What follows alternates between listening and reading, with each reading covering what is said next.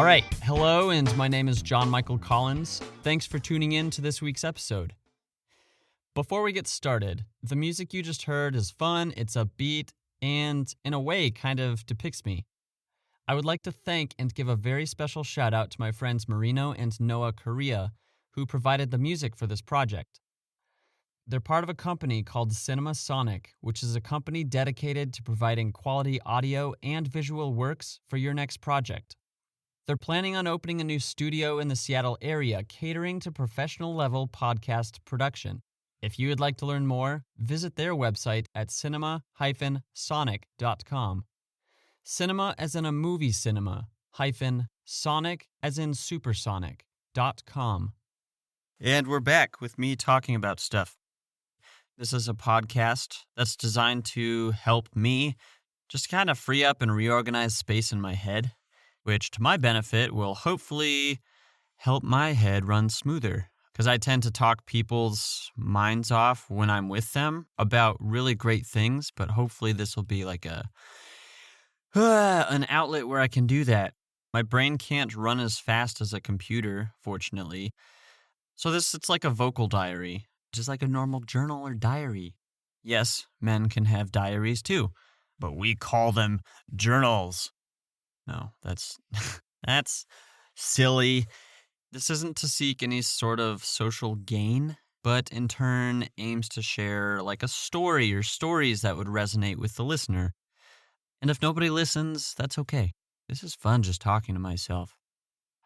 Each episode, I will talk about one or multiple topics regarding whatever my magical wheel of improv lands on. How many topics depends on my 20-minute max time per episode. We are on a roll, popping these things out like toast from a toaster, or waffles, coffee, pulling shots. So, number 2 takes us back to when I was young and played on hay bales. This was fun because it was in my childhood. We lived on like a ranch in northern Colorado, specifically Wellington, Colorado. And we had 3 horses named Porky, Mocha, and Coco. Porky was my horse, Mocha was one of my sister's horses, and Coco was another sister's horse. So yeah, the hay bales. These hay bales were super cool because we used them to feed the horses. And when I say my horse, they were all of our horses, but I don't know if it was mom's idea or dad's idea, but to like, let's get horse. Yeah, at what point were they like, honey, I think the kids should have horses. Yeah, honey, I think that's a great idea. I don't know. That's such a random idea. Anyway, the hay bales. There were like a lot of them in a little barn that we had. And I would just, they were wrapped in twine and I was able to lift them up as a little boy. I don't know, I was like maybe 8. A lot of my childhood memories stem from 8 years old, or I just think I was 8 when I may have been like 12 or 13. So imagine a bunch of sugar cubes and make a pile of them, but like stack them neatly on top of each other. Make 5 layers of 25 sugar cubes. So you got 25 on the first layer, 25 on the second, 25 on the third. Yeah, 125 sugar cubes. Now imagine you start kind of building a staircase with them. You take one off, set it aside, or throw it in your cup of coffee just to get rid of them. And eventually you kind of make this cool design with it. It started out as this square of sugar cubes. But yeah, what I did, it's like, now get me to ant size. Ants and sugar cubes. Ants love sugar. A lot of ants could like carry a sugar cube because together they're so strong, but individually they're not. Long story short, I would just pick them up and I would make a fort with them. And I would move them around to where I could make tunnels. And I don't think I ever brought like anything from inside in there because maybe mom and dad would be like, where'd all the forks and spoons go? That's not what they sound like, but where'd all the forks and spoons go? Or where's Michael? Where's John Michael? Or why are my shoes missing? I didn't let's just say I didn't take stuff from inside. It was a super cool time because, like, I like forts and forts were fun. Yeah, that's about it with the hay bales. So let's go to the next topic in elementary school to when we dug tunnels in the sand. I refer to this as we because it's not just me. I had a bunch of friends who would, at recess, like we had a sandbox and we would dig tunnels in the sand. This was at Rivendell in Colorado. It would be a group of us and we called it Tunnel Town. We would have so many minutes in recess and we would just sit there and we would each kind of sit in a circle, or maybe it was only a couple of us, two of us. The idea was we each start digging a hole and each of those holes meet up with each other. So it's a tunnel, similar to what ants do. Ants do this with their civilizations, which is cool. And oftentimes I would come home from school with sand in my shoes because I was just playing in the sand, and I would try to leave some of that sand at home. Oh, also, or no, I would try to leave some of that sand in the sandbox, not take it home. Why would I take it home? One of the cool things that we learned to do, if you're listening to this, you know who you are if you played in the sandbox and you had a magnet. We would extract iron out of the sand. It's like we were mining. We were miners. I don't know. I think at one point we might have had like a big bag. Like, what do you do with that? What's an elementary school kid do with a bag of iron? Put it in their cereal? No, that's probably a horrible idea because it's highly concentrated and could maybe hurt you or make you sick. So don't bring that home and don't eat it, okay? I don't endorse that at all. No. So yeah, that was to when we dug tunnels in the sand. That was pretty cool. All right. Yeah, that was pretty cool. Tunnel Town. Ah. So next, I'll take you to when I went fishing in a canoe on a lake in Missouri. I think this was around 2017. I was driving around the country and I was in, no, yeah. No. Yeah, no. I was moving from Colorado to Minnesota. And along the way, I drove and stopped in Missouri. I have family in Missouri. I love you a bunch, all of you, if you're listening. Some of these family members live in an area, but it was a lake. I'll just say it was a lake in Missouri. And it was super cool because it was a cabin out in the woods. My aunt, her son, he's huge into the outdoors and likes fishing and likes, like, I'm just thinking of rubber boots and in mud, and he likes to do that. A big thing that I find myself falling back to is like being remembered of my childhood. I think of Peter Pan.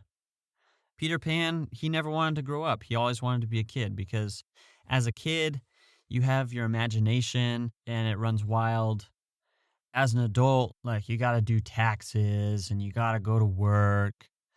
But for him, yeah, it was sweet that he just, anyway, so he had a canoe, or they had a canoe, and he took me out on it, and like we went fishing in this lake, and one place specifically, like I love being on water and being in boats and canoes. I've only gone canoeing 3 times, maybe 4. No, I've gone kayaking 3 or 4 times. I've been in a canoe probably like 6 times or something. One day while I was there, he took me to this area where it's like there's a lot of moss and there's like carp hanging out under the moss. For those of you who don't know, a carp is a fish. He also is super good at catching fish and like cleaning fish, which doesn't mean just like taking a brush and a sponge and like cleaning it, but actually like preparing it for human consumption, like to eat. It gets really messy and it's kind of gross. But anyway, this one spot, we were on the canoe, like I look out and it's morning and the water's super glossy, like the sun is shining on it and it's like glass. It's like I'm looking through glass. And I remember looking through, and there's just like a whole bunch of, I don't know if they were like tadpoles or some type of fish. And it was a super like gorgeous moment where at this time he was off in another canoe doing his own thing, but I was just sitting there enjoying the moment because it was so peaceful. And I was like, the only thing between me and being fully submerged in water and maybe drowning, don't worry, I can swim, was a boat, like a piece of metal formed into a boat, like a capsule that doesn't sink. I mean, it will sink if you force it to, but on its own, it won't. It was sweet, just like so peaceful. Like, it's like I was a kid with no worries about anything except maybe falling in the water. And oh, it was good. It was good. Let's see if I can talk about yeah, this time it was great. All right. So, to when it started raining heavily in Iowa and literally poured buckets. I don't remember what time frame this was. It was at some point, maybe when I was in college or shortly thereafter, or a summer before. I say summer because pretty much every summer as a kid, I would go back to Iowa and just like hang out on the farm and do farm stuff, like get muddy and drive tractors and throw cow manure at each other. No, we didn't throw cow manure at each other, but Iowa's pretty cool. It's a really cool place if you ever get the chance to go. It's more than people make it out to be. People think Iowa's boring. It's in the center of the country. Like, what's in the center of a human is the heart. Iowa's like a heart. And if you've probably heard people talk about people in the Midwest being great people. Anyway, okay. So it was my uncle, my cousin, and I. We were working in the machine shop, just doing something. I don't remember what. Hanging out, doing something farm machinery related. And then all of a sudden there was a storm. Like we knew there was a storm coming, but didn't know when it was going to come in. We were inside the machine shop. It had a metal roof. Just all of a sudden, out of nowhere, we see it off in the distance. It's like this thin wall of just like a little darker, clear, I don't know, something, obviously water. But then we watched it come toward us and it's coming in. I don't know how fast it was coming in, but like, you got raindrops, you got clouds. The clouds are probably moving pretty fast. It came in, buckets of water being poured on us. Incredible. I don't even know. I do know what it was. It was water being poured down from the sky out of a bucket. The garage was maybe 20 feet away from the machine shed, so we didn't get super wet. But then again, buckets of water were being poured on us. So we got pretty wet. Yeah, that time in Iowa was super cool. And I have never since experienced so much rain like that before in such a small period of time. It's also fun when it's raining and you wear a raincoat because I love it. It's like you're laughing at the rain. It's like, ha ha ha, you can't get me wet. Anyway, so in 6 minutes, 6 to 7 minutes, I'm going to try to talk about one last thing, which was a super cool time, and it's a really great skill to learn. To when I learned how to spot satellites in the sky. This was in 2015 when I traveled to Albania. I had a friend, and one night we're talking about life. He taught me how to like just focus your vision, be still in the moment, and looking up at the stars. And we took this really cool walk to overlook this beach area that we were staying in southern Albania. And oh my gosh, the light pollution was so magnificent that you could just see billions of stars. And I don't even know how to explain it. I mean, I don't know at what point your vision starts to be bad enough to where you're not able to do this, but basically just like a lesson I took away from it was to be still. And I wish that I did a better job of implementing that today. I mean, in Seattle, it's hard because there's so much gross light pollution that you can't see stars. And every time I see a star, I'm like, Oh, wow. I kind of forgot about those. I didn't forget about them, but you know what I mean. Another thing that my friend we talked about was like when you both have similar thoughts about something. I don't even know how to explain this. It's like you're on the same frequency. So, in terms of like looking at satellites, with the thought of frequencies, he's like, yeah, whenever we both look up at the sky and look at satellites, it's like we're together in the moment. What's also cool is I have this app on my phone to where you can actually, in real time, point it at the sky and it shows you the constellations. And you can even search for stuff. Like you can search for Betelgeuse and it'll show you where it is relative to where you're currently standing in the moment. I got the privilege to go to Maui and I learned about the Southern Cross, which is a constellation. I don't know a whole bunch about it, but it was really cool to be able to see because you could only see it like super early in the morning when it was just about to touch the southern horizon as the sun was coming up. So, or right before the sun was, maybe like an hour before the sun was coming up. It took me like 2 or 3 days to wake up on time to be able to see it instead of like waking up and like, oh no, I'll just go back to sleep.